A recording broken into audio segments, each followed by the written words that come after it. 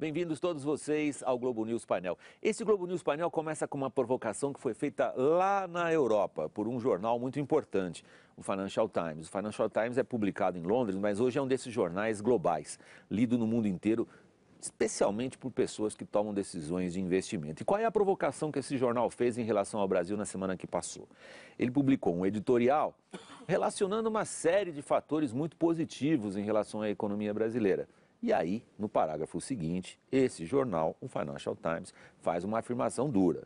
Diz que esse bem-estar do Brasil é fachada, que o país, na verdade, está perdendo, mais uma vez, segundo esta opinião, e é uma opinião mesmo, um editorial do jornal. Segundo a opinião desse jornal, importante e influente, o Brasil estaria perdendo novamente uma oportunidade histórica. Que oportunidade? A de se transformar num país do primeiro time, pular da nossa situação de uma potência média e se tornar um país próspero e rico.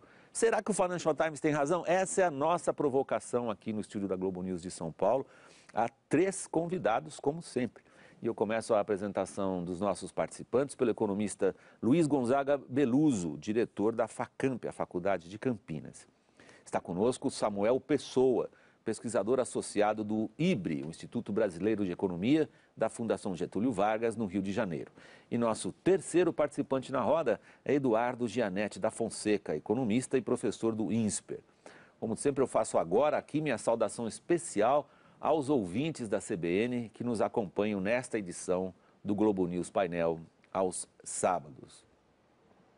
Beluso, é uma bela provocação do Financial Times. A gente pode tomar até por aquele célebre espírito de humor inglês britânico que já irritou a Dilma uma vez, quando o Economist disse para ela, olha, se o seu ministro da Fazenda não acerta nenhuma previsão, demite o cara.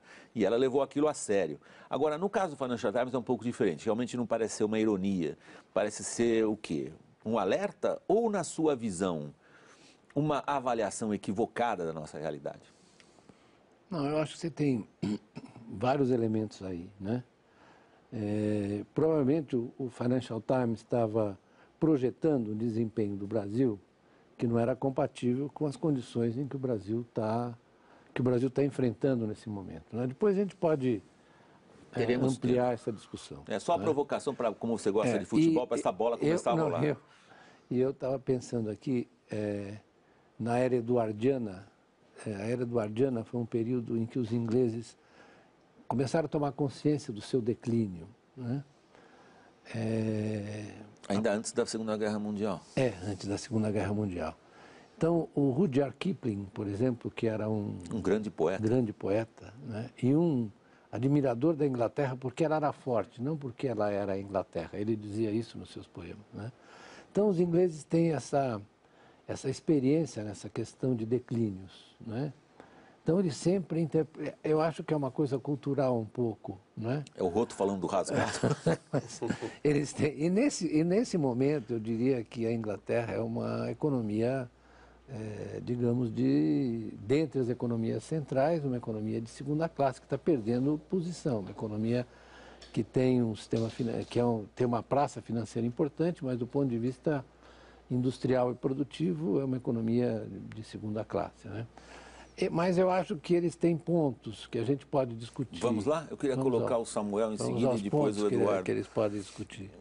Confrontá-los com a mesma provocação feita pelo editorial do jornal. Não que a gente leve o Financial Times como uma bíblia, mas é que o ponto de partida deles para uma discussão me pareceu excelente, ainda mais dando aqui a quem nos acompanha a expertise que vocês têm nesse campo, de pegar fatores da economia e projetar para onde eles levam, Samuel. Eu acho que tem 2 elementos. Um elemento, eu acho que é uma dificuldade de ler a sociedade brasileira e o país em geral. Quer dizer, eu não acho... Dificuldade do estrangeiro em nos entender. Eu não acho que a prioridade da sociedade brasileira hoje é crescimento econômico. Isso acho que não é de hoje, é dos últimos 20 anos. Crescimento econômico tem sido a variável residual no país. A prioridade da nossa sociedade tem sido equidade, reduzir a desigualdade, melhorar as condições sociais, construir um estado de bem-estar social muito amplo. A gente pode gostar ou não, mas é assim que a sociedade brasileira tem se pronunciado. E desse ponto de vista, o crescimento não é a prioridade. Esse é um ponto. E aí eu acho que eles não entenderam isso. Então, quando o Brasil cresceu 4% naquele período Lula, em função de uma série de elementos, eles projetaram isso e até mais do que isso no horizonte de 10 anos à frente, e não era a realidade brasileira, porque essa não é a prioridade. Nós não somos um tigre asiático, nós somos um animal diferente. Você está falando, em outras palavras, que não crescemos porque não queremos? Eu acho que sim, a gente não cresce porque não queremos. Acho que esse é um elemento, e eles não entenderam esse elemento. No meu entender, tem um segundo elemento, que é, houve uma mudança na gestão da política econômica doméstica a partir de 2009, tentando retomar uma experiência bem-sucedida de crescimento que nós tivemos nos anos 50 e 60, que é um projeto nacional desenvolvimentista. E eu acho que esse regime de política econômica não nos serve mais, porque as condições que nós vivemos hoje, não estamos num processo de urbanização, já somos urbanizados, não estamos numa transição setorial da agricultura para a indústria, já somos um país industrializado de serviços e, portanto, a agenda de crescimento é um pouco diferente dessa agenda que foi adotada a partir de 2009 e uma parte da perda de dinamismo da economia brasileira, no meu entender, é fruto da adoção dessa agenda. Tem duas já ideias aqui nesta mesa que são fascinantes. A primeira do Beluso, mais ou menos, Beluso, se eu estiver resumindo você de maneira descortês ou injusta, por favor, você me corrija imediatamente. A primeira do Beluso é esses caras entendem de decadência. Na verdade, são decadentes. E estão aí, tratando de um jornal Financial Times. Estão olhando com os olhos de decadência. Estão olhando de decadência, estão olhando para a gente que está passando e deixando eles para trás, e aí destilam de vez em quando uma cotovelada dessas na nossa costela. O Samuel diz, não crescemos porque não queremos, esse não é o consenso social no Brasil.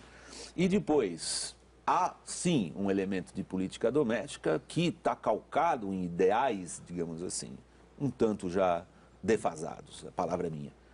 E você, como é que reage a essa provocação? Eu vou acrescentar mais alguns elementos nessa história. Ótimo, ganha quem nos acompanha. Primeiro, eu acho muito curiosa essa oscilação da percepção do Brasil visto de fora. Não faz muito tempo o Brasil era o queridinho da mídia internacional.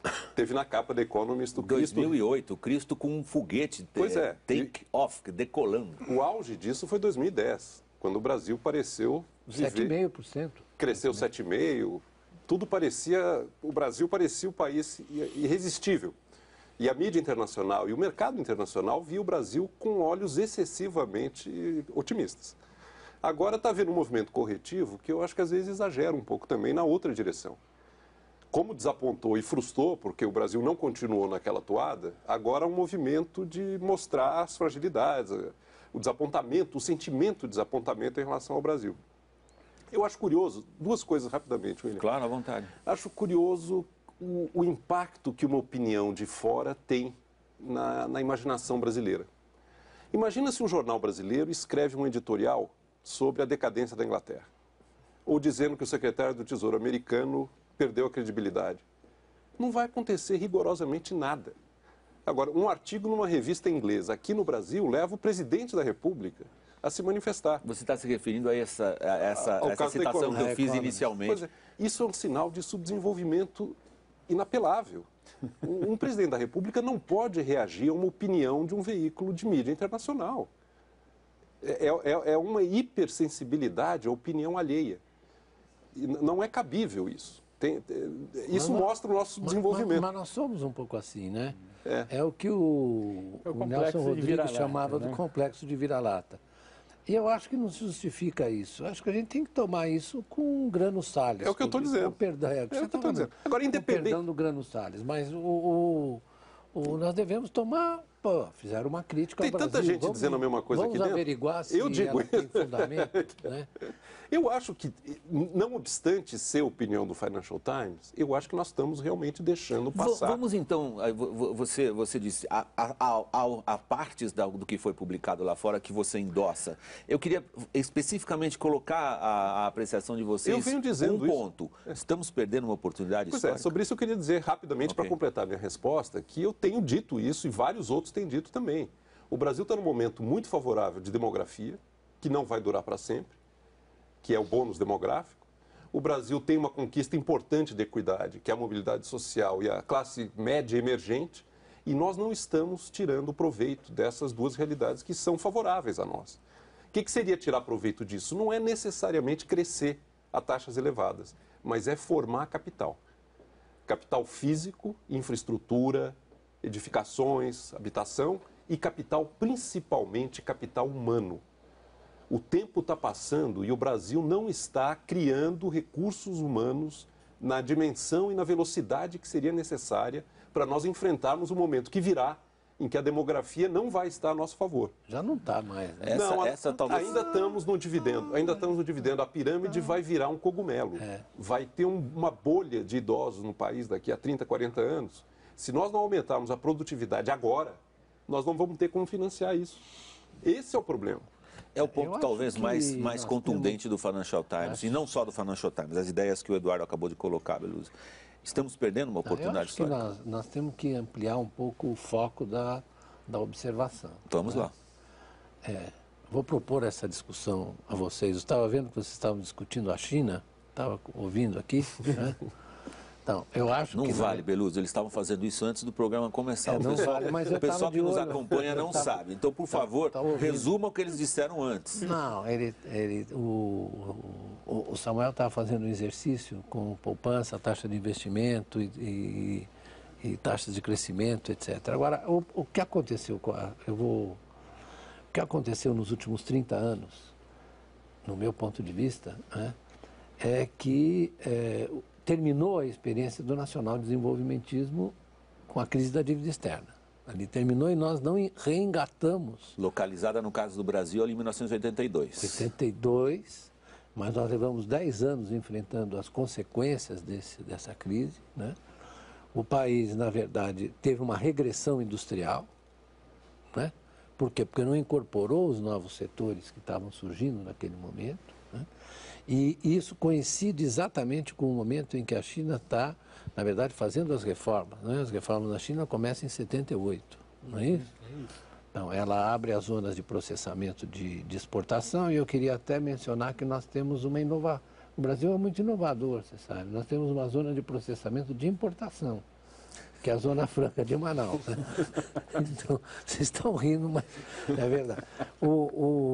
Então, nós, na verdade, perdemos um tempo enorme ali. Eu acho que nós cometemos um erro de estratégia, né? Nós não podíamos enfrentar mais a concorrência que estava surgindo por parte dos primeiros asiáticos, né? Digamos, Coreia, Taiwan e mesmo a China no seu início, com as políticas dos anos 50 e 60. Nós tínhamos que mudar o diapasão, né? E nós não conseguimos fazer isso, porque nos anos 90, nós recebemos o bônus, o benefício da estabilização, e, no entanto, deixamos uma taxa de câmbio. Hoje, se você tomar junho de 94 e olhar os dados do Banco Central, você olha aqui, nós temos uma valorização do real de 30%. Olha, eu não conheço nenhuma experiência, desculpem, não conheço nenhuma experiência de desenvolvimento industrial e de transformação industrial, porque não é só desenvolvimento de transformação, que ocorra com a taxa de câmbio valorizada, não é? Então, isso, na verdade, para mim, ordena todos os problemas macroeconômicos que nós temos hoje. Por exemplo, né, o governo está tentando desonerar a folha de salários como uma espécie de compensação pela valorização cambial. Ora, né, dá incentivos ou dá reduções, incentivos fiscais para determinados setores. Ora, isso, na verdade, prejudica a realização do superávit primário, não é? Isso dana o superávit primário.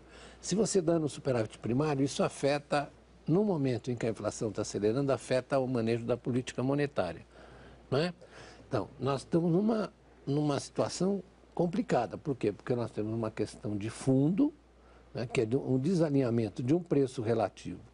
Eu acho muito engraçado, meus colegas economistas, né, dão muita importância aos preços relativos. Eu também. Você pega um preço relativo que é crucial e deixa que ele fique durante anos fora do lugar, não é?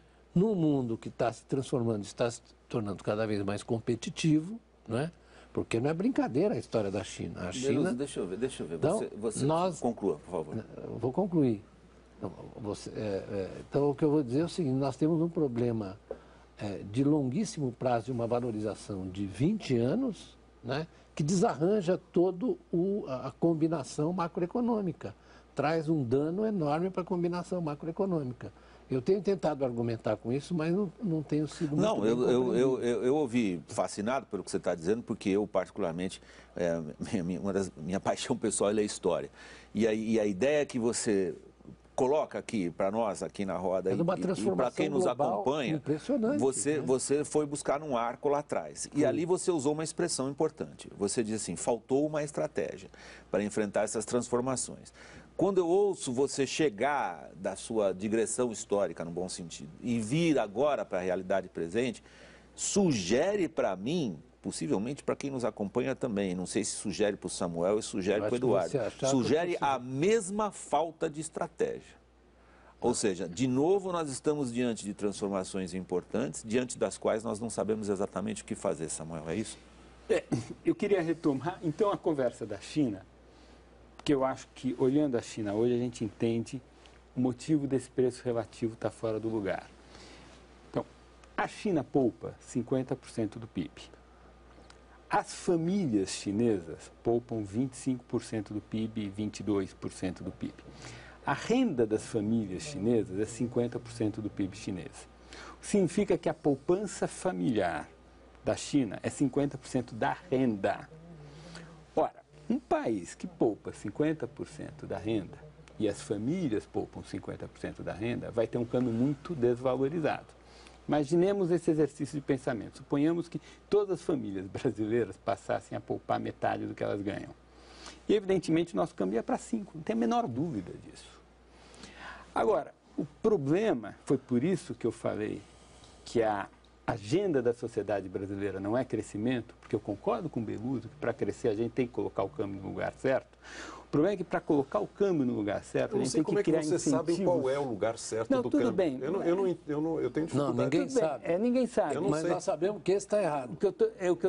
Eu acho Bom, eu sei que a carga tributária bruta brasileira está errada também. Não sei. Isso eu tenho O que certeza. eu estou dizendo é que o Brasil é um país que poupa pouco. E Isso o país que poupa pouco tem câmbio valorizado. Não tem muito jeito. Não dá para compatibilizar as duas coisas. E a gente poupa pouco porque o sistema político nosso produz esse resultado. Não é porque algum anjo maligno ou imperialismo internacional decidiu que nós poupemos pouco. Não, fomos nós que fizemos essa decisão. Agora, essa decisão tem consequência. Afeta crescimento, afeta indústria, afeta um monte de coisa. Porque se você poupa pouco, você vai exportar pouco. O pouco que você vai exportar um país como o nosso, que é muito rico em recursos naturais, vai ser bens primários, e aí não vai dar para poupar bens industriais, para exportar bens industriais. Então, eu não vejo muito uma solução simples, porque a economia política brasileira produz o câmbio valorizado e produz baixo crescimento. Eu não tenho tanta certeza quanto qual é o câmbio certo ou de equilíbrio no Brasil. Eu não sei disso. O que eu sei é que o Brasil investe, na linha que o Samuel estava falando, muito pouco em relação à China e os países que crescem mais. Nós estamos investindo hoje 17%, 18% do PIB. A China investe 40% do PIB regularmente. Os países que crescem mais investem 30% do PIB. Pois é. Por que o Brasil poupa pouco e investe pouco? O Brasil poupa pouco e investe pouco, antes de mais nada, porque nós temos um Estado que não cabe no PIB brasileiro. A arrecadação do Estado brasileiro é 36% do PIB e o investimento do Estado, União, Estados e Municípios, na média dos últimos 4 anos, é 2,5% do PIB. O Estado brasileiro, além de arrecadar 36% do PIB, ele gasta 2 a 3% do PIB a mais do que ele arrecada. Nós estamos falando de um Estado pelo qual transitam 38% ou 39% da renda nacional brasileira. Eu queria só fazer um reparo. Ele entrega em formação bruta de capital fixo 2,4% do PIB. Esse país não tem como crescer. Ele investe muito pouco.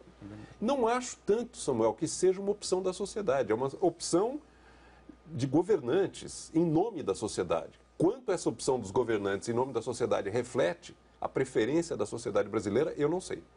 Eu tenho a impressão que não.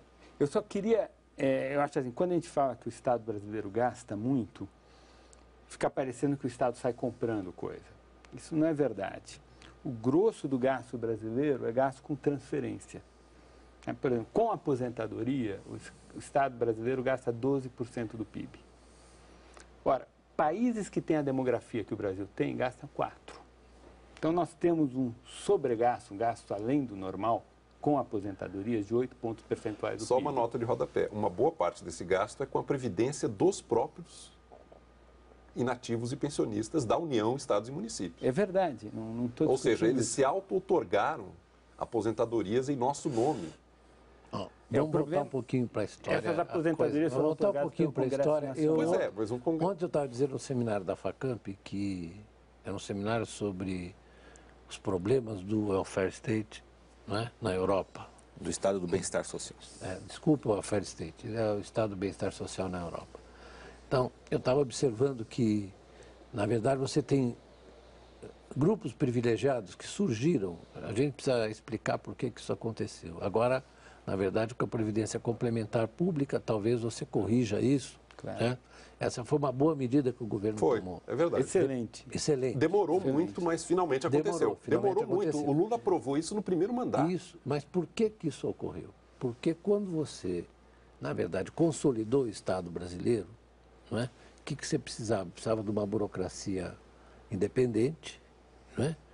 Que, na verdade, tivesse certas garantias. Então, a quem você conferiu esses benefícios das aposentadorias especiais? Aos juízes, aos promotores, aos militares, depois aos professores universitários. Eu mesmo disse ontem que é um absurdo a diferença entre o que eu recebo como professor universitário aposentado e o que recebe um cidadão comum que paga o máximo da Previdência. Esse é o cúmulo da injustiça, certo? Então, essa correção é importante, porque é uma correção republicana que vai mexer nessa questão que você está mencionando, né? E, na verdade, o que aconteceu na passagem da crise da dívida externa, eu estava lá e vi, né? Para os períodos subsequentes, é que o gasto, o investimento público caiu violentamente. Ele era de 11% do PIB. Se você somasse o investimento das estatais com o governo central, dava 11% do PIB. Isso era um dado muito importante. Por quê? Porque isso coordenava o investimento privado. Por quê? Porque o setor de bens de capital brasileiro se movia, né, numa forma muito keynesiana, né, como se o investimento público fosse uma espécie de coordenador das expectativas privadas. Funcionava assim. Pergunte para os donos das empresas de bens de capital. Isso é governo Geisel, né, Beluso? Não, isso não, antes. Depois, você está se referindo já aos anos 80. Muito antes, eu estou me referindo ao período muito anterior. No período Geisel, é claro que isso teve um peso muito maior. É Juscelino. No Juscelino também, no Getúlio, no Juscelino, no governo, o Roberto Campos, quando fez a reforma das tarifas, fez a reforma das empresas estatais, ele deu peso a esse setor como setor investidor. Quando é que surge a Telebrás? Beluso, deixa eu só... Não, só pra uma falta de retomar. cortesia, porque eu estou chegando ao final do primeiro bloco. Tá bom. A gente retoma a discussão logo mais. Uma frase para você arredondar até agora. Eu quero e a dizer gente o volta. seguinte, que nós, na verdade, perdemos esse mecanismo de coordenação e não o substituímos por outro. Ótima, esse ótima ideia para a gente reiniciar daqui um instantinho. Esse aqui é o problema. A gente volta daqui um instantinho. Desculpa. Vou pedir a todos vocês que Tô fiquem enchendo a conosco. paciência. Aí, a discussão tá boa, a gente volta daqui um pouco. Fiquei enchendo a É paciência dos só um pedacinho de tempo que você vai perder até a gente voltar. Até já.